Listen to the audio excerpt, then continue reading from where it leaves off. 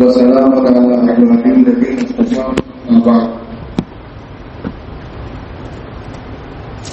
أعوذ بالله من الشيطان الرجيم. بسم الله الرحمن الرحيم. اذكروني أذكركم واشكروني ولا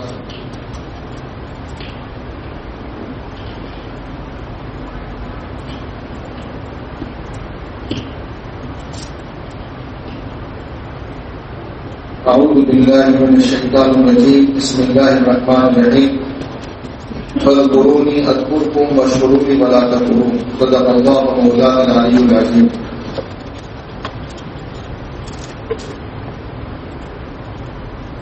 بزرگان محترم، عزیزان گرامی، شیخ مقصود صاحب نے تفصیل سے ساری باتوں پر روشنی ڈالی. سلسلے کی اہمیت اور ذکر کی تاثیر اور اس طریقے کا فائدہ، چونکہ وہ ماشاءاللہ عملاً ایک زمانے سے سلسلے سے وابستہ ہیں اور بڑوں کی صحبت انہیں حاصل نہیں ہے. انہوں نے اپنے بڑوں سے سیکھا ہے اور ہم ان جیسے حضرات سے سیکھ رہے ہیں. ہم سب یہاں سیکھنے کے لیے جمع ہوئے ہیں. اجتماع کا یہ فائدہ بھی ہے کہ کس جگہ پر کام کس طرح ہو رہا ہے وہ ساری شکلیں سامنے آ جاتی ہیں. یہ جو مجلس ہے یہ دل کی مجلس ہے، دن پر محنت کی مجلس ہے. آپ نے دیکھا ہوگا کہ تجارت کرنے والے تجارت کی طرف دعوت دے رہے ہیں یا کاشتکاری کرنے والے اپنی کاشتکاری کی طرف دعوت دے رہے ہیں، اپنی سیاسی سوچ کی طرف دعوت دینے والے اپنی سیاسی سوچ کی طرف دعوت دے رہے ہیں. ان حالات میں بہت کم ایسا ہے کہ ذکر کی طرف یا اسلام کی طرف دعوت دی جا رہی ہو. عملی طور پر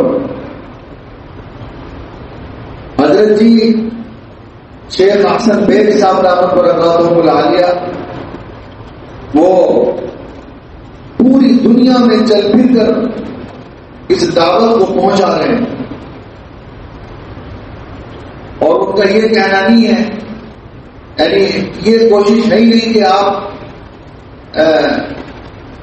بیعت ہو جائیں یا انہیں یہ لالچ ہو کہ پوری دین کی تعداد بڑھ جائے. ہرگز نہیں، یہ تو سوچ ہے ہی نہیں.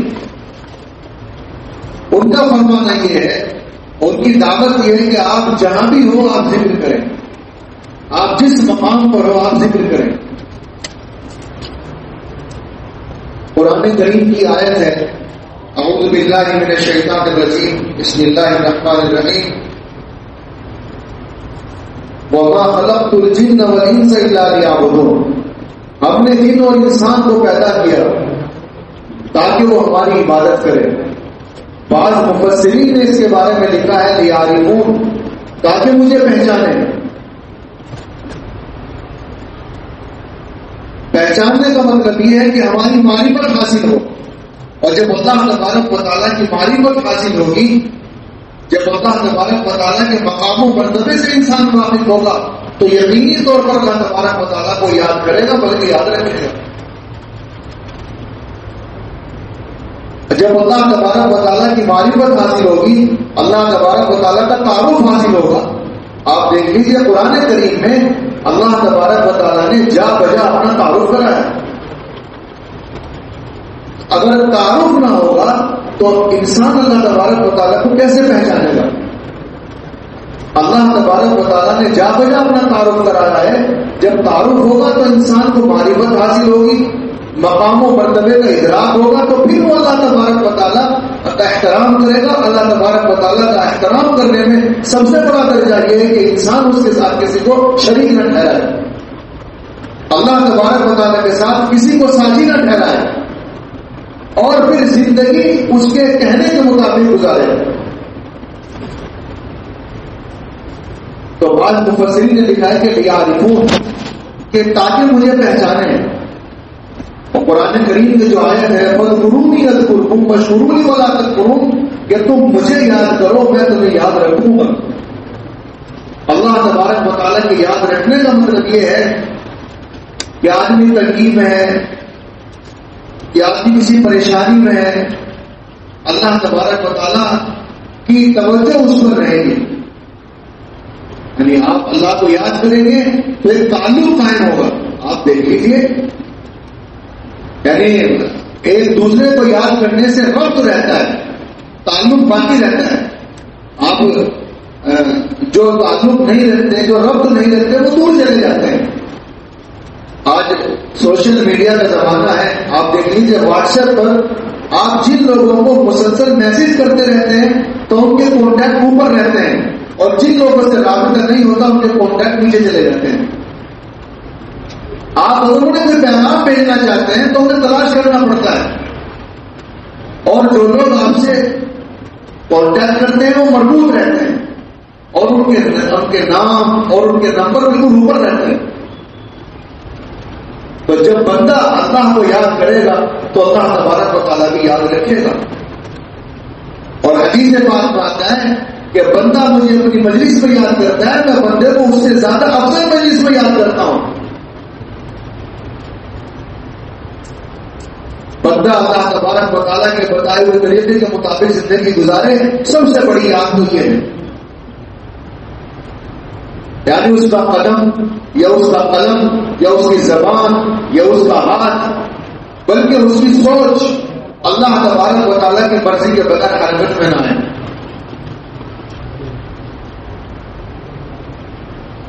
قرآن کریم میں جا بجا جو آیات آئی ہیں، ان آیتوں میں جو ذکر کی بات کہی گئی ہے، اصل میں ذکر کا جو مرکز ہے وہ آدمی کا دل ہے. آدمی کا دل ہے. دل کیوں ہے؟ کیونکہ دلی کے اندر سوچنے کی طاقت بھی ہے، دلی کے اندر سمجھنے کی طاقت بھی ہے، اور دلی کے اندر باتوں کو یاد رکھنے کی طاقت بھی ہے، اور دلی اللہ تبارک و تعالیٰ کا گھر بھی ہے. یعنی دل بدل جائے تو انسان کی زندگی بدل جاتی ہے. تو دل کی حفاظت ہے. اگر دل انسان کا محفوظ نہیں ہے، آپ دیکھ لیجئے، آپ کہتے ہیں کہ کیا ہوا کہ فلاں آدمی کا انتقال ہو گیا، کہ کیا ہوا کہ اٹیک پڑا. اٹیک کہاں پڑا؟ اٹیک آدمی کی کوہنی پر پڑتا ہے، اٹھنے پر اٹیک پڑتا ہے. اٹیک آدمی کے دل پر پڑتا ہے. تو جسمانی طور پر بھی انسان کا دل ہی اصل ہے، اور روحانی طور پر بھی انسان کا دل ہی اصل ہے. اگر جسمانی طور پر انسان کا دل محفوظ ہے تو انسان صحیح طریقے سے کھا پی بھی سکتا ہے، اور انسان صحیح طریقے سے سو بھی سکتا ہے، جاگ بھی سکتا ہے، کام بھی کر سکتا ہے. اگر روحانی طور پر انسان کا دل صحیح نہیں ہے تو تب بھی انسان کو عبادت ڈھنگ سے نہیں کر سکتا. تو دل اصل ہے، دل کی محنت ہے. اور میرے بھائی، یہ ہر ایک کی اپنی محنت ہے. جو آدمی جتنا اپنی ذات پر محنت کرے گا، بالکل کپڑے کے مانند ہے. کپڑے کے معنی میں کپڑے کے اندر گھوڑ جمع ہو جاتا ہے، کپڑے میں میل کچیل جمع ہو جاتا ہے، تو اس میل کچیل کو نکالنے کی خاطر اب ایک سے ایک کیمیکلز آ رہے ہیں، ایک سے ایک صابن آ رہی ہے. اگر آپ نے کپڑے کو صابن لگایا، پھر پانی نکالا، پھر اس کے اندر میل باقی رہ گیا، پھر صابن لگاتے ہیں، پھر میل باقی رہا، پھر صابن لگاتے ہیں. اب آپ اندازہ کر سکتے ہیں کہ جب تک کپڑے کا میل صاف نہیں ہوتا ہم صابن لگاتے رہتے ہیں اور دھوتے رہتے ہیں. یہی مسئلہ ہمارے دلوں کا بھی ہے. ہمارے دلوں میں بغض ہے، کینہ ہے، کپٹ ہے، دشمنی ہے، یا نعوذ باللہ من ذالک مال کی محبت ہے، یا اپنوں کی عداوت ہے، یا اللہ تبارک و تعالیٰ سے دوری نے ہمارے دل کو اپنا بسیرا بنا دیا ہے. تو جب تک یہ آلائش دل سے نہ نکل جائے تب تک ہمیں محنت کرنی ہے. یعنی ضروری نہیں ہے کہ 2 وقت ذکر کرنا ہے، نہیں. 2 وقت تو اس لیے ہے، قرآن کریم میں اعوذ باللہ من الشیطان الرجیم واذکر ربک فی نفسک تضرعا وخیفا ودون الجہر من القول بالغدو والآصال ولا تکن من الغافلین. صدق اللہ العظیم. سورہ اعراف کی آیت ہے.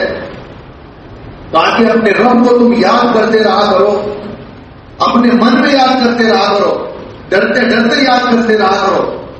عاجزی کے ساتھ یاد کرتے رہا کرو اور چپکے یاد کرو، صبح شام یاد کرو اور غافل مت ہو جانا۔ صبح شام اسی لیے ذکر بتایا جاتا ہے، یہ دونوں وقت تبدیلی کے وقت ہے، سب سے بڑی تبدیلی ہے۔ یعنی آپ دیکھ لیجیے جب دن میں سورج نکلا ہوا ہوتا ہے، ہر چیز روشن ہوتی ہے، کوئی تصور نہیں کر سکتا کہ ایسا اندھیرا ہو سکتا ہے، کوئی سوچ بھی نہیں سکتا کہ ایسا اندھیرا ہو سکتا ہے۔ دن کہاں غائب ہو جاتا ہے، وہ کس کی طاقت ہے، پھر پورا دن غائب ہو جاتا ہے، پوری کائنات اندھیرے میں ڈوب جاتی ہے اور اندھیرا اپنے پیر پسار لیتا ہے اور چادر پھیلا دیتا ہے۔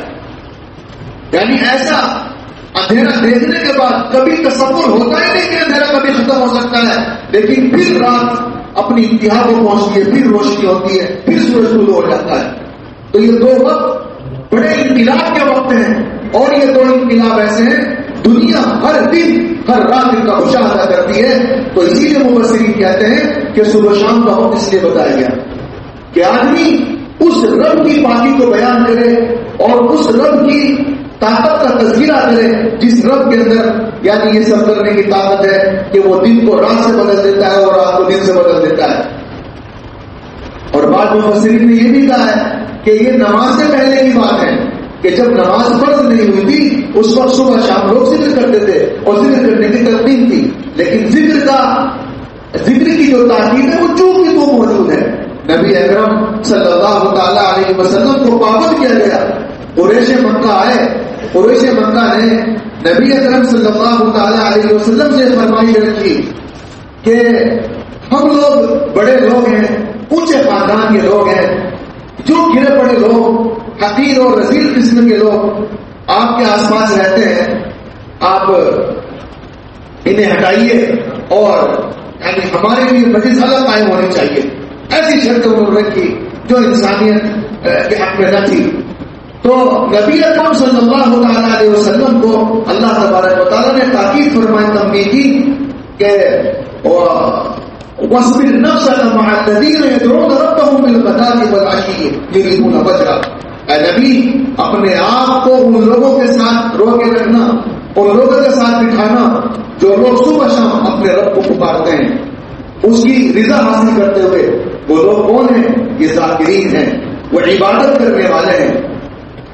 تو میرے بھائی دنیا کے معاملوں میں دنیا کے جگہ انسان ہے متاثر ہوتا ہے، یہ گوشت کا بنا ہوا انسان ہے، کسی نے کوئی بات کہہ دی دل میں میل رہ گیا، یا آپ نے کسی پہ کوئی زیادتی کر دی تب دل میں آپ کے میل رہ گیا، تو دل میلا ہو جاتا ہے، دل میں میل جمع ہو جاتا ہے۔ جس طریقے سے آپ نے دیکھا ہوگا کہ دیواریں خراب ہو جاتی ہیں، ان دیواروں کو سیٹل کرنے کے لیے، انہیں رنگنے کے لیے ایک سے ایک وارنش موجود ہے۔ آپ نے شیشہ ہے، شیشے میلے ہو جاتے ہیں، انہیں صاف کرنے کے لیے سے کیمیکل موجود ہے۔ لوہا زنگ آلود ہو جاتا ہے، اسٹیل بھی زنگ آلود ہو جاتا ہے، ہر ایک چیز پر زنگ آتا ہے۔ اسی طریقے سے انسان کا دل زنگ آلود ہو جاتا ہے۔ حدیث پاک میں آتا ہے کہ یقیناً دل بھی زنگ آلود ہو جاتے ہیں جیسے لوہا زنگ آلود ہوتا ہے۔ اب لوہے کا زنگ اتارنے کے لیے آپ ایک سے کیمیکل استعمال کر سکتے ہیں، لیکن دل کا زنگ اتارنے کے لیے اللہ تبارک و تعالیٰ کا ذکر ہے، اللہ تبارک و تعالیٰ کی یاد ہے۔ دل کا زنگ اتارنے کے لیے ایسے مخصوصات بتا رہے تھے، بہت ساری باتیں انہوں نے بتائی ماشاءاللہ، جو اپنے تجربے کی بتائی۔ یعنی کہا جو ذاکر ہے وہ یقیناً تہجد پڑھے گا۔ اگر تہجد کی دیکھیے بغیر تہجد کے کوئی ولی نہیں ہو سکتا، بے شک کوئی ولی کے نطفے سے پیدا ہوا ہو، نبی کے نطفے سے پیدا ہوا ہو، نبی کی اولاد میں سے ہو، بغیر تہجد کے وہ ولی نہیں بن سکتا۔ تہجد شرط ہے۔ آپ دیکھیے ایک بچہ جو کلاس میں آتا ہے، 50 بچے کلاس میں درجے میں بیٹھتے ہیں، 50 کے 50 بچے آتے ہیں اور چلے جاتے ہیں، آتے اور چلے جاتے ہیں، لیکن ایک طالب علم الگ سے آ کر استاد سے ملاقات کرتا ہے، استاد سے گفتگو کرتا ہے، الگ سے مستقل وہ رابطہ رکھتا ہے۔ آپ یقین مانیے ان 50 کے 50 بچوں میں استاد کے دل میں جگہ اس بچے کی ہوگی جو کلاس کے باہر ملتا ہو، استاد سے ملاقات کرتا ہو۔ تو 5 نمازیں سب پڑھ رہے ہیں، آپ بھی 5 نمازیں پڑھ رہے ہیں، دوسرے سب 5 نمازیں پڑھ رہے ہیں، آپ کی کیا تخصیص ہے؟ ہاں، جب پوری دنیا سوتی ہو، پوری کائنات اندھیرے میں ڈوبی ہوئی ہو، اور آپ اٹھیں اور وضو کریں، جہاں نماز پر چلے جائیں اور اس رب کو سجدہ کریں، پوری کائنات سو رہی ہے، وہ رب یقیناً یاد رکھے گا. تو اسی لیے تہجد ضروری ہے. اور نبی اکرم صلی اللہ علیہ وسلم پر تو تہجد واجب تھی. تو جو لوگ وہ مقام و مرتبہ حاصل کرنا چاہیں کہ اللہ کی نگاہ میں انہیں جگہ مل جائے، ان کے لیے تہجد یقیناً کیا ہے؟ وہ ضروری ہے. تو دل کی محنت ہے تو دل زنالود ہو جاتا ہے. جس طریقے سے سامان زنالود ہوتا ہے تو دل کا زنگ اترتا ہے اللہ تبارک و تعالیٰ کے ذکر سے. اس میں ایک بات جو بنیادی بات ہے وہ یہ ہے کہ جس طریقے سے جو عبادات ہے، عبادات میں سب سے اہم عبادت فرض نماز ہے. عبادات میں سب سے اہم عبادت فرض نماز ہے. جیسے مثال کے طور پر آپ نفل پڑھ رہے ہیں، آپ تلاوت کر رہے ہیں اور فرض کا اہتمام نہیں کرتے، تو ان چیزوں کے نفع تو ہیں، لیکن آپ پر جو چیز واجب ہے وہ واجب رہے گی، وہ ادا نہیں ہو سکتی.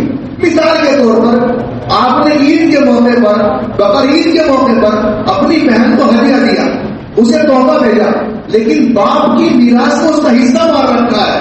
تو دنیا بھر کے تحفے دینے کے بعد باپ کی میراث جو آپ نے مار رکھی ہے وہ آپ کے ذمہ ہمیشہ واجب رہے گی. اسی طریقے سے اگر ہم فرض نمازوں میں کوتاہی کرتے ہیں، فرض نماز ہم لوگ نہیں پڑھتے ہیں، تو پھر ہماری دوسری نفل نمازیں، نفل عبادتیں، ہمارا باخلاق ہونا ہمیں کوئی نفع دینے والا نہیں ہے. اب نماز اہم شے ہے، اور نماز سے پہلے جو اہم شے ہے وہ طہارت ہے. وہ طہارت ہے جس چیز کے اندر اکثر کوتاہی پائی جا رہی ہے. طہارت کا مطلب یہ ہے کہ آدمی سیدھے کے لیے گیا وہ طہارت صحیح سے حاصل کرے. سب سے پہلے تو وہی ہے کہ وہ پاکی حاصل کرے، پھر پاکی حاصل کرنے کے بعد وضو صحیح سے کرے. ہم اندازہ کر سکتے ہیں کہ وضو میں ہم کتنا وقت لگاتے ہیں. 1-1.25 منٹ میں وضو فوراً کر کے ہم بیٹھ جاتے ہیں. ہمیں احساس بھی نہیں ہوتا، کہیں پونی سوکھی رہ سکتی ہے، ایڑیاں سوکھی رہ سکتی ہیں، اور اتنی جلدی سے آدمی فاسٹ وضو کرے گا تو ضرور ایڑی سوکھی رہ سکتی ہے. اگر ایڑیوں کے سوکھی رہنے کا اندیشہ نہ ہوتا تو نبی اکرم صلی اللہ علیہ وسلم ایڑیوں کے بارے میں اسپیشل تاکید نہ فرماتے. حضور نے ایڑیوں کے بارے میں اسپیشل تاکید فرمائی. تو آپ نماز پڑھیں، یکسوئی کے ساتھ پڑھیں، لیکن سب سے پہلے طہارت ضروری ہے. اگر آدمی پاک نہیں ہے تو اس کی نماز نہیں ہوگی. اب ہم مقصد پاتے ہیں. ہمارا معدہ، ہماری رگوں میں دوڑنے والا خون اور ہمارے جسم میں تیار شدہ گوشت اگر حلال مال سے نہیں ہے تو ہمیں زندگی کی توفیق نہیں ہو سکتی، ہمیں نماز کی توفیق نہیں ہو سکتی. کھانا مسئلہ ہے. اگر ہمارے معدے کے اندر کھانا نہیں گیا حلال کا تو ہم نہ ہماری نماز ہے نہ ہمارا ذکر ہے. اور کھانا اہم ہے.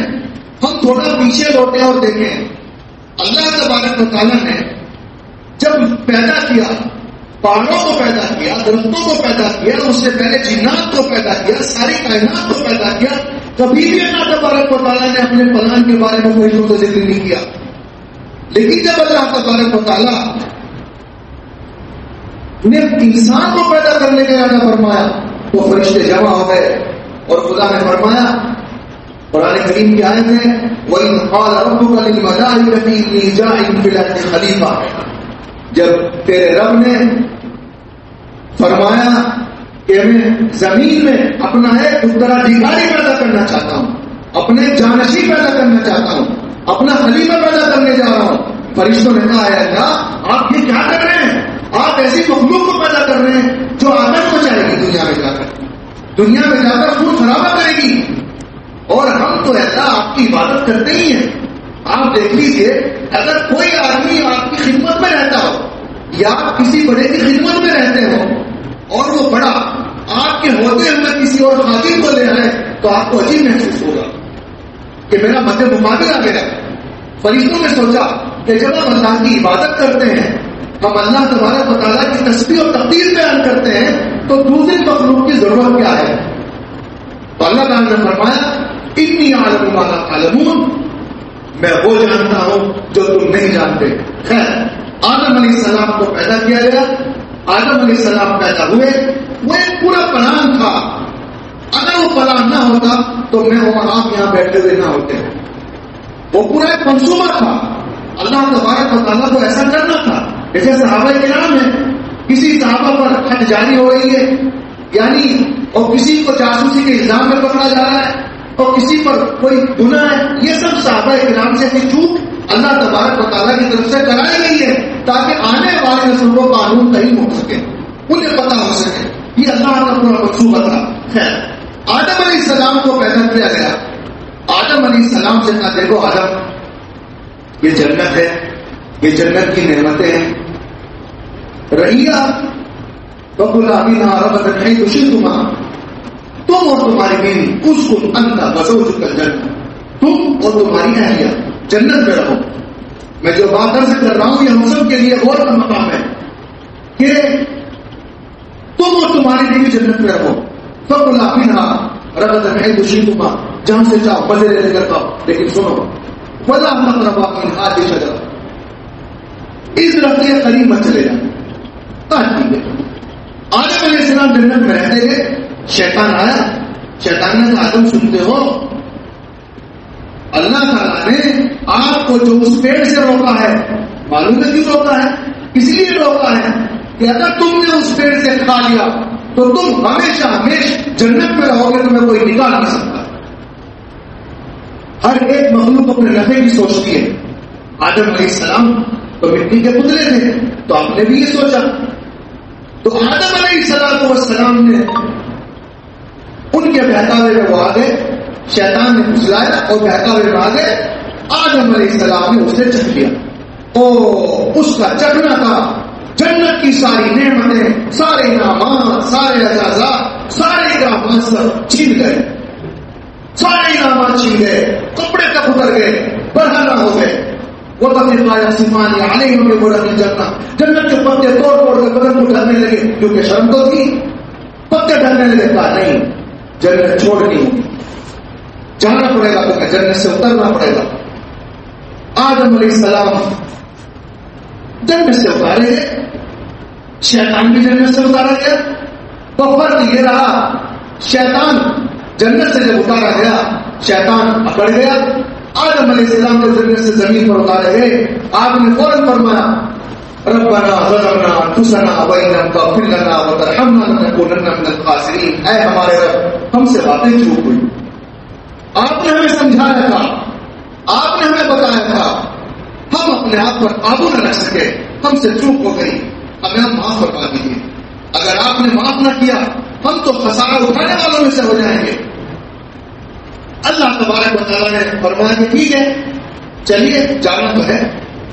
جنت سے شیطان بھی اترا، جنت سے آدم بھی اترے، لیکن شیطان ذلیل ہو کر اترا، آدم علیہ السلام باعزت اتارے گئے۔ اور ان کے باعزت اتارے جانے کی وجہ کیا ہے کہ انہوں نے عاجزی کا معاملہ کیا۔ ہم تھوڑا یہ کہتے ہیں جنت آدم علیہ السلام کی تھی اور ہے، اور آدم علیہ السلام کو اکرام دیا گیا تھا، اعزازات دیے گئے تھے۔ ہم یہ دیکھیں آدم علیہ السلام سے جنت اور جنت کی نعمتیں چھینے جانے کی وجہ کیا ہے؟ ایک ہی وجہ ہے، حرام کھانا۔ یعنی آدم علیہ السلام نے اس ممنوع درخت کو ہاتھ لگایا اور اس سے چکھا، اس ممنوع درخت کے چکھنے کے نتیجے میں آدم علیہ السلام کو جنت چھوڑنی پڑی۔ اب ہم اندازہ لگا لیں کہ جب ہم مشتبہ کھائیں گے یا حرام کھائیں گے، یہ کھانے پہ دھیان نہیں دیں گے، تو بتائیں اللہ کی نگاہوں میں مقام حاصل ہو سکتا ہے؟ مستقل ذکر کریں، مستقل عبادت کریں، مستقل عبادتیں کریں، وہ چیز حاصل نہیں ہو سکتی۔ تو ہر چیز میں سب سے بڑا دخل کھانے کو ہے، سب سے بڑا دخل کھانے کو ہے۔ اگر کھانا ہمارا اچھا ہے ہم یقیناً عبادت پر کھڑے ہو سکتے ہیں، اگر کھانا ہمارا اچھا نہیں ہے ہم عبادت پر کھڑے نہیں ہو سکتے۔ اور کھانا اچھا ہونے کا مسئلہ یہ ہے کہ کھانا صحت کے لیے جو مفید کھانا ہے وہ بھی ہو، اور جو حلال حرام حلال کے اعتبار سے وہ بھی کھانا، یعنی حلال لقمہ ہمارے پیٹ کے اندر جائے۔ میں ایک قصہ سناتا ہوں، حضرت مجدد الغزالی رحمۃ اللہ علیہ کا قصہ ہے کہ مجدد الفیضانی رحمۃ اللہ علیہ اس میں ذات کے بارے میں بتاتے تھے. ان کا خادم ہمیشہ ان سے پوچھتا تھا کہ ہمیں اس میں ذات بتا دیجیے. اس میں ذات کا مطلب یہ ہے کہ اللہ تبارک و تعالیٰ کا ایک نام ہے. اللہ تبارک و تعالیٰ کو اس نام سے اگر پکارا جائے تو اللہ تبارک و تعالیٰ فوراً پاس سنتا ہے.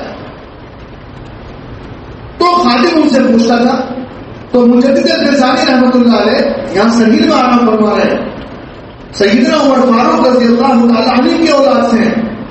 تو مجدد الفیضانی رحمۃ اللہ علیہ کی برکت ہے کہ اکبر بادشاہ کے بعد دلی کے تخت پر اورنگزیب عالمگیر جیسا انسان نظر آتا ہے تو مجدد الفیضانی رحمۃ اللہ علیہ کی برکت ہے.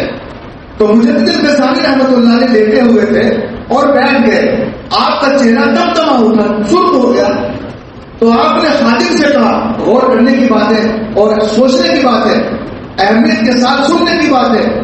تو خادم صاحب نے فرمایا کہ دیکھو تم اس میں ذات پوچھ رہے ہو، اپنے پیٹ کو حرام سے پاک رکھ اور جس نام سے اللہ کو پکارے گا وہی نام اس کے ساتھ ہے. یعنی اللہ تبارک و تعالیٰ کو جس نام سے آپ پکاریں گے اللہ تبارک و تعالیٰ اسی نام سے سنے گا. ہم لوگ کیا کرتے ہیں؟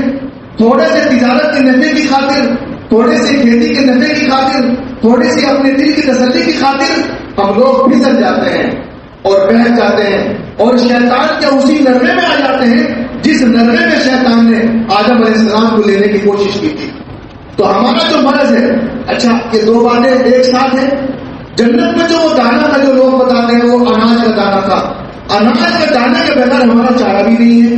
آپ پھل کھائیں، فروٹس کھائیں، ایک سے ایک مٹھائی کھائیں، لیکن آخر میں آپ روٹی ضرور مانگتے ہیں. کیونکہ اللہ تبارک و تعالیٰ نے نظام ایسا بنایا ہے کہ روٹی انسان کی ضرورت ہے، وہ دانا انسان کی ضرورت ہے. وہ دانا آپ بے شک کمائیں، وہ دانا ہم بے شک حاصل کریں، لیکن آدم علیہ السلام کو اس دانے سے روکا گیا تھا. وہ دانا ممنوع تھا. اگر ہم بھی ممنوع طریقے سے اس دانے کو حاصل کریں گے اور پھر نورانیت ہم چاہیں اور پھر روحانی قوت چاہیں، یہ چیز حاصل نہیں ہو سکتی. حضرت شیخ الحدیث مولانا زکریا کاندھلوی رحمۃ اللہ علیہ نے قصہ لکھا ہے فضائل اعمال میں. فضائل اعمال میں قصہ یہ لکھا ہے کہ حجاج ابن یوسف ثقفی کے زمانے میں حجاج ابن یوسف ثقفی ظالم تھا. بے شک اس نے ظلم کیے ہیں، لیکن انتہائی مدبر انسان تھا، بڑا عالم دین تھا، بڑا جنگجو تھا، بڑا بہادر تھا، بڑا منتظر تھا. یہ اس کے صفات ہیں. دیکھیے ہم لوگ عموماً کرتے کیا ہیں، کسی آدمی کی خامی ہمارے سامنے آتی ہے تو ہم خامیوں کے پردے میں اس کی خوبیاں چھپا دیتے ہیں. انگریزوں نے کیا کیا، یورپین قوم نے کیا کیا، ہمارے پاس مجاہدین کی جو خامیاں تھیں ان خامیوں کو اتنا عام کیا کہ ان کی خوبیاں چھپ گئی. حجاج ابن یوسف ثقفی نے 5 صحابہ کو شہید کیا. وہ معاملہ اس اور اللہ کا ہے، معاملہ ان کا ہے. اس غلطی کو قبول نہیں کیا جا سکتا. لیکن جو حجاج کی خوبیاں ہیں ان خوبیوں کا انکار بھی نہیں کر سکتے. حجاج ابن یوسف ثقفی ہی کی برکت سے قرآن کریم پر نقطے لگائے گئے. اگر قرآن کریم پر نقطے لگے ہوئے نہ ہوتے اور جب اللہ اور حجاج ابن یوسف ثقفی ہی نے محمد ابن قاسم کو بھارت بھیجا، پھر محمد ابن قاسم کے بعد اسلام پھیلنا شروع ہوا. جب اللہ تبارک و تعالیٰ کا فیصلہ ہے کہ اس امت میں کوئی آدمی ایک نیکی کرتا ہے 10 کا ثواب ملتا ہے. اللہ کے رسول کی حدیث ہے صلی اللہ علیہ وسلم کہ جو آدمی نیکی کرے گا یا نیکی کی طرف کوئی آدمی رہنمائی کرے گا تو نیکی کرنے والے کو بھی وہی ثواب ملے گا اور نیکی کی طرف رہنمائی کرنے والے اور نیکی میں ذریعہ بننے والے کو وہ ثواب ملے گا. تو جو لوگ قرآن کریم پڑھتے ہیں، جو لوگ یہاں نماز پڑھتے ہیں، ہم ان احادیث کی روشنی میں کہہ سکتے ہیں ان کا ثواب یقیناً محمد ابن قاسم کو پہنچتا ہے. اگر محمد ابن قاسم کو پہنچتا ہے تو حجاج کو بھی یقیناً پہنچتا ہوگا. حجاج کی جو خامیاں تھی، جو اس کی شیطانیاں تھی، جو اس کی زیادتیاں تھی، وہ اللہ کے حوالے، لیکن یہ خوبیاں ہیں جو شخص کے اندر موجود ہے. تو حضرت شیخ الحدیث رحمۃ اللہ علیہ نے قصہ لکھا ہے حجاج ابن یوسف ثقفی کا. وہ بچوں کو پڑھاتا تھا عالم دین کا. لوگ اس کے خلاف بدعا کرتے تھے. تو حجاج ابن یوسف ثقفی نے ان کے زمانے میں جماعت تھی، آپ حضرات نے پڑھا ہوگا فضائل اعمال میں. تو وہ جماعت اللہ والوں کی جماعت تھی، مستجاب الدعوات لوگوں کی جماعت تھی. تو حجاج ابن یوسف نے انہیں بلایا اور ان کی دعوت کی اور حرام کھانا کھلایا اور پھر کہا کہ اب میں تمہاری بددعا سے محفوظ ہو گیا، اب تمہاری بددعا مجھ پر نہیں رہ سکتی. تو میرے بھائی بنیاد کھانا ہے، اپنے کھانے پر دھیان دیں، اپنے بچوں کے کھانے پر دھیان دیں. اور میں ایک بات ہمیشہ اس لیے کہتا ہوں، ابھی شیخ صاحب نے جو بیان کیا حقیقت میں ایسا ہی ہے. یعنی اس سلسلے نقشبندیہ ہوئے سیاہ میں اللہ یار خان صاحب مختار مکرم رحمۃ اللہ علیہ فرماتے ہیں کہ پیڑ پودوں کی، پرندوں کی، چرندوں کی، درندوں کی آواز کو سمجھنا اور پہچاننا تو ایک عام بات ہے. اب آپ اندازہ کر سکتے ہیں وجہ اس کی یہ ہے کہ انسان اللہ تبارک و تعالیٰ کا سب سے بہترین شاہکار ہے. انسان کے اندر وہی پاور ہے جو اللہ تبارک و تعالیٰ کے اندر پاور ہے، لیکن بندہ ہے غلام ہے اس کا. یعنی ایسے ایسے مشاہدے، ایسے ایسے مناظر تاریخ کے اندر محفوظ ہے، ہم ان کا یقین نہیں کر سکتے. اور یقین نہ کرنے کی وجہ یہ ہے ہمارا وہ معیار نہیں ہے، ہمارا وہ معیار نہیں ہے. آپ دیکھیے افریقہ کے جنگل میں صحابہ کرام پہنچ رہے ہیں اور صحابہ کھڑے ہیں کنارے پر ملک کے اور کہتے ہیں کہ اس خطے میں رہنے والے چرندوں، پرندوں، درندوں سب باہر نکل جاؤ، آج یہاں محمد کے ساتھیوں کا قیام ہوگا. مورخین نے لکھا ہے کہ باہر کھانے والے جانور اپنے بچوں کو منہ میں لے کر ایسے بھاگے جا رہے تھے جیسے شکست خوردہ قوم فاتح قوم کے سامنے جاتی ہے. اور افریقہ، لفظ افریقہ ملتا ہے آج کل جو مصر اور لیبیا کے بعد جو ملک ہے تونس، یہ قصہ تونس کا ہے. افریقہ کی جگہ پر تونس قائم ہے، یہ سچا واقعہ ہے. تو سارا معاملہ کا قصہ ہے، کھانے کا ہے. سیدنا مصطفیٰ صلی اللہ علیہ وسلم کے نوازے نے کھجور اٹھائی، صدقے کی کھجور اٹھائی اور آپ نے کھا لی. تو اللہ کے رسول نے صلی اللہ علیہ وسلم فوراً کے منہ میں انگلی دی، ہم صدقہ نہیں کھاتے، ہم صدقہ نہیں کھاتے. حالانکہ صدقہ کھانا وہ یعنی حرام نہیں ہے، حلال مال کا صدقہ تھا وہ، یعنی وہ اتنا احتیاط، اتنا حجم، یہ ہم سب کو کرنے کی ضرورت ہے. اپنی کمائیوں پر دھیان دیں اللہ کے واسطے، کیونکہ ذاکر کی جو جماعت ہے جو ذکر کرتا ہے اسے ایک پاور حاصل ہوتی ہے، اسے ایک طاقت حاصل ہوتی ہے، روحانی طاقت حاصل ہوتی ہے. شیخ صاحب نے بتایا کہ سیدنا آدم کو اس نے دیکھا. جب ہمارا معدہ پاک نہیں ہوگا تو پھر وہ انوارات، وہ برکات، وہ نورانیت ہمیں حاصل نہیں ہو سکتی، ہمیں حاصل نہیں ہو سکتی. آپ نے بزرگ کے بارے میں سنا ہوگا کہ وہ منڈی جاتے تھے، وہاں سے مولی کے پتے، گوبھی کے پتے اٹھا کے لے آتے تھے، غربت تھی، ان پتوں کو دھوتے تھے اور ابالتے تھے اور کھا لیتے تھے. تو کیا ان کی دعوت ہی نہیں ہو سکتی تھی؟ کیا وہ کھانا فراہم نہیں کر سکتے تھے؟ بالکل کر سکتے تھے. وہ احتیاط تھی، وہ احتیاط کی. اور اکابر کا یہ معمول رہا ہے کہ وہ جانچ پڑتال کرنے کے بعد ہی کچھ نہ کچھ کھاتے تھے. امام ابو حنیفہ رحمۃ اللہ علیہ کے بارے میں آتا ہے کہ ایک بکری چوری ہو گئی. بکری جب چوری ہو گئی تو ماہرین کو بلائے جو بیوپاری تھے، کہا کہ یہ بتائیے ایک بکری کی عمر کتنی ہوتی ہے؟ کہا کہ ایک بکری اندازہ اتنے سال تک زندہ رہتی ہے. تو آپ نے مارکیٹ سے بکری کا گوشت منگا کے کھانا بند کر دیا کہ ہو نہ ہو چوری کی بکری آ جائے. یہ احتیاط ہے. اگر اسے بھی احتیاط کریں گے تو آپ یقین مانیے تھوڑی سی محنت سے بھی زندگی میں نور آئے گا، زندگی میں روحانی طاقت آئے گی. اگر ایسا نہیں ہے، یعنی ہم لوگ کھانے میں احتیاط نہ کریں، کمائی میں احتیاط نہ کریں، تو پھر وہ نور نہیں آ سکتا. تو دل کا جو میل ہے وہ میل جو تو باقی رہے گا، اور دل کا میل یہ دور ہوگا ذکر سے. اور بنیاد یہ ہے اور ہماری کمزوری ہے. اگر یہ ہماری کمزوری نہ ہوتی تو آدم علیہ السلام کو بات نہ کہی گئی ہوتی. تو یہ کمزوری اوپر سے چلی آ رہی ہے. یہ دانا اناج کا اور یہ ضرورت ہے، ہماری زندگی کا حصہ ہے. ان سے کوئی رشتہ بھی نہیں ہے، ہمیں وہ بھی حاصل کرنا ہے اور ہمیں اس سے بھی بچنا ہے. گویا کہ ہم لوگ دو دھاری تلوار کے سامنے زندگی گزار رہے ہیں. تو میرے بھائی یہ فذکرونی اذکرکم، میں نے قرآن کریم کی آیت کا ٹکڑا پڑھا کہ تم میرا ذکر کرو میں تمہیں یاد رکھوں گا. تو اللہ تبارک و تعالیٰ کا ذکر اسی صورت میں کارگر ہو سکتا ہے اور مفید ہو سکتا ہے. اور یہ جو ضربیں لگائی جاتی ہیں اسی لیے تاکہ انسان کا دل منور ہو جائے اور قیامت میں دل ہی کی اہمیت ہوگی. قرآن کریم میں آتا ہے کہ یوم لا ينفع مال ولا بنون الا من اتى الله بقلب سلیم. اس دن جب نہ تو اولاد کام آئے گی اور نہ مال دولت کام آئیں گے، اس دن آدمی کا دل کام آئے گا. اور دل ہر ایک کا الگ الگ ہے، اپنی ذات پر محنت کرنی ہے. اجتماعات ہوتے اسی لیے ہوتے ہیں تاکہ یعنی جذبہ ابھر جائے اور پھر سے نشاط پیدا ہو جائے. اجتماعات اسی لیے ہوتے ہیں. ہم یہاں سے یہ پیغام لے کر جائیں. اور مومن ایک دوسرے کے لیے آئینہ ہے کہ ساتھی ذکر کر رہے ہیں, اب ذکر کرتے ہیں تو اپنے آپ کو تپائے, اپنے آپ کو کھپائے, اپنے آپ کو تھکائے. اگر اپنے آپ کو تھکا نہیں رہا ہے تو پھر اس سے تاثیر پیدا نہیں ہو سکتی, اس کی تاثیر نہیں پیدا ہو سکتی. حضرت جی دامت برکاتہم العالیہ فرماتے ہیں جب ہم لوگ ذکر کرتے تھے, جوانی کا موقع تھا, ہم سے جب ذکر کرایا جاتا تھا تو اتنی مضبوطی کے ساتھ ہم ضربے لگاتے تھے, دروازہ بند ہوتا تھا تو لگتا تھا کہ کنڈی کھل کے گر جائے گی, دروازے کی کنڈی گر جائے گی.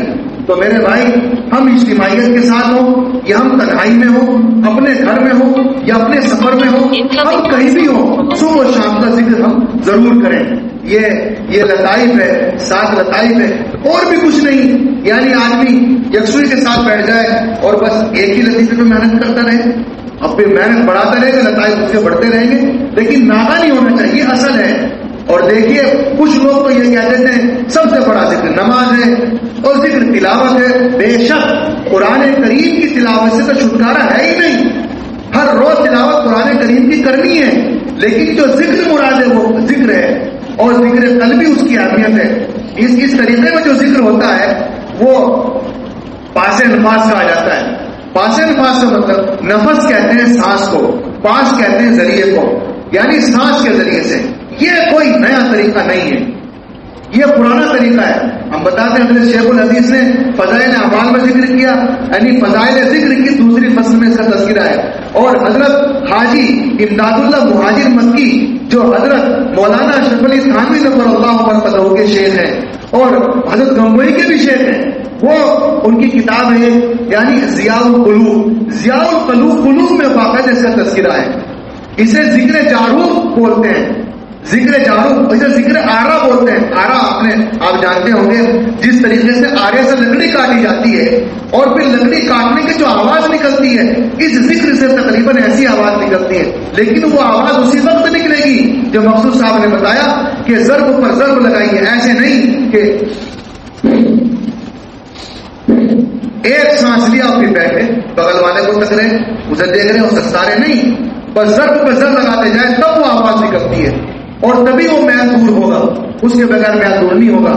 ہم نے جب شروع میں ذکر شروع کیا, آپ یقین مانیے ایک مرتبہ یوں کرنے کے بعد منہ کھولنا پڑتا تھا, سانس آتا ہی نہیں تھا, ایسے کھولے بیٹھے. ہم بنگلہ دیش گئے, حضرت بنگلہ دیش تشریف لائے تھے, مولانا احمد حسین سیدھی صاحب گئے اور باقی ساتھی کے ہم بھی گئے, اور شروع میں تو یعنی اس ذکر کے بارے میں پڑھا تھا. جو مسجد ہے مفتی مظفر حسین صاحب رحمۃ اللہ علیہ کے گھر کے آگے چل کے مسجد ٹٹیران میں مولانا بشیر صاحب رہتے تھے, ہم نے سنا ان بڑوں سے, وہاں یہ ذکر باقاعدہ ہوتا تھا. اصل بات یہ ہے کہ اس ذکر میں محنت کچھ زیادہ ہے دوسرے کے مقابلے میں, لیکن جب محنت اگر زیادہ ہے تو پھر نفع بھی زیادہ ہے, نفع بھی زیادہ ہے.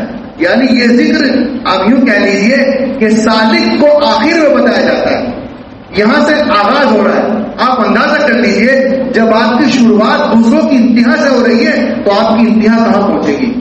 لیکن محنت ہے, جو محنت کرے گا وہ بڑھے گا, اور جو محنت نہیں کرے گا وہ جہاں وہیں رہے گا. جن لوگوں نے محنت کی, جو پہلے ٹھیلیوں پر تھے آج ان کے ٹھیلے بنے ہوئے ہیں, انہوں نے ٹرک بنا رکھے ہیں, گاڑیاں بنا رکھی ہیں. جو جھوپڑیوں میں رہتے تھے انہوں نے محلات بنا رکھے ہیں, اور جو مطمئن ہو گئے اور وہیں رہ گئے وہ وہیں رہ گئے. تو میرے بھائی یہ تو میدان ہے دوڑ کا, جو محنت کرے گا وہ آگے بڑھے گا. تو بنگلہ دیش ہم لوگ گئے تو ذکر ہم سے ہوتا نہیں تھا, ہم نے کبھی یہ ذکر کیا نہیں تھا. ہم نے پڑھا تو بے شک تھا لیکن پریکٹیکل میں کبھی نہیں آیا. یعنی بس ایک مرتبہ یوں کیا اور منہ کھولے بیٹھے, اب سانس لے رہے ہیں, سانس آتا نہیں تھا, سانس نہیں آتا تھا, اور پھر دھیرے دھیرے کرتے گئے. پہلے مذاق کو شروع کیا, یہ میں حقیقت میں بتا رہا ہوں, ہمیں تنا نہیں تھا, ہمارے کئی سارے ایک ساتھی تھے, مذاق میں شروع کیا. پھر سوچا کہ اللہ کا ذکر ہے اور حقیقت ہے, کتابوں کے اندر موجود ہے, اللہ والوں کے اس کا وجود ہے. پھر کرتے گئے آج الحمدللہ یعنی کوشش جاری ہے اور سیکھ رہے ہیں, لیکن پہلے کے مقابلے میں اچھا ہے.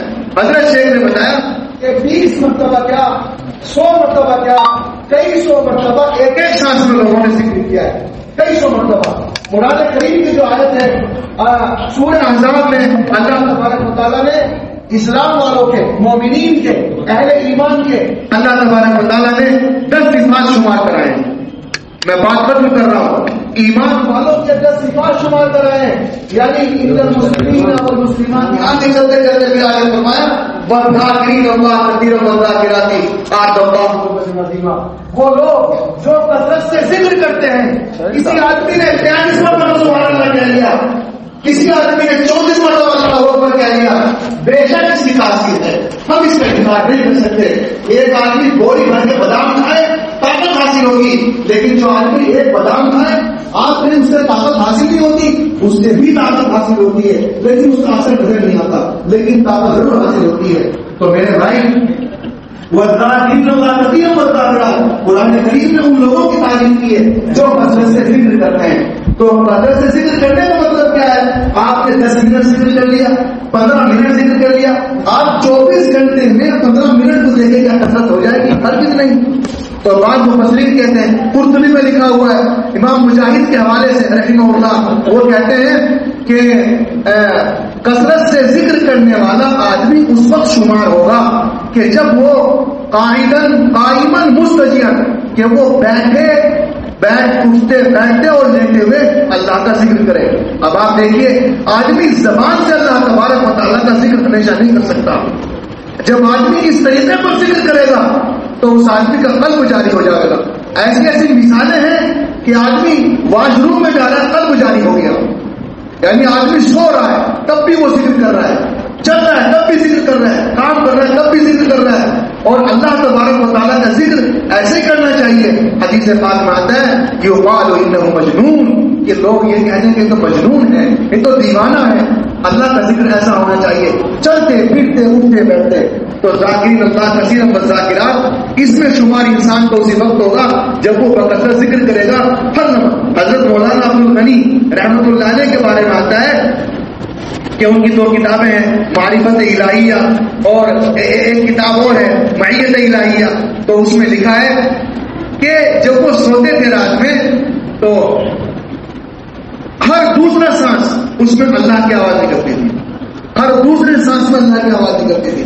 یہ بڑے لوگ ہیں، ان کا بڑا رتبہ ہے. ہم لوگ تو جتنا سیکھ رہے ہیں، ہم سیکھتے جائیں ہمیں وہ مقام حاصل ہو جائے گا. اور میرے بھائی، دل اگر منور ہے تو زندگی منور ہوگی، پھر آدمی حرام سے بچے گا، ورنہ حرام سے نہیں بچے گا. اگر دل منور نہیں ہے تو آدمی حرام سے نہیں بچ سکتا.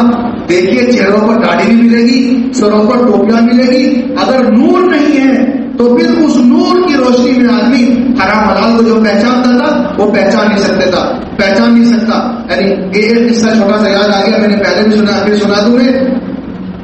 یعنی ہمارے دوست تھے مولانا ہاشم صاحب ملتان کے، وہ ہیں ابھی پڑھاتے ہیں وہاں مدرسے میں. ان سے گفتگو ہوئی تو انہوں نے قصہ سنایا، مولانا سرفراز خان صاحب قصہ سنایا انہوں نے مولانا امین حسن رکاڑوی کا. امین حسن رکاڑوی بہت بڑے عالم دین ہیں. وہ علماء دیوبند کو نہیں مانتے تھے. تو انہوں نے بتایا مولانا ہاشم صاحب نے کہ امین حسن رکاڑوی ہمارے مدرسے میں آئے، ان کی تقریر ہوئی اور وہ علماء دیوبند کو بڑا احترام کرتے تھے.